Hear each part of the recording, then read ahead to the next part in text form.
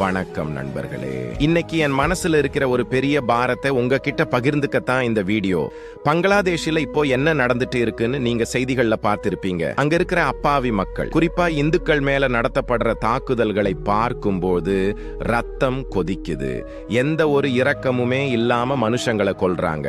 ஒருத்தரை உயிரோட தீ வச்சு கொளுத்துற காட்சிகளை எல்லாம் பார்க்கும்போது நாம எந்த மாதிரியான ஒரு உலகத்துல வாழ்ந்துட்டு இருக்கோம்னு தோணுது.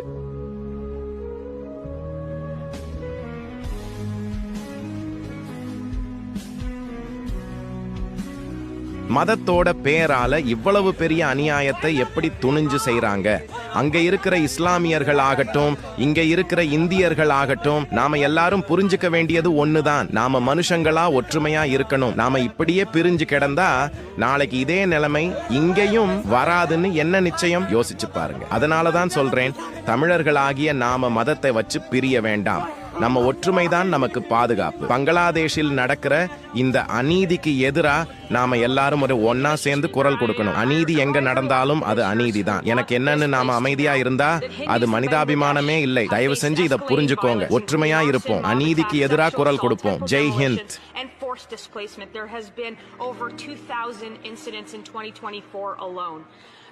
I want the petitioners to know that their voices are certainly heard here, and that the voices of the oppressed are amplified, and we are going to intervene before it's too late.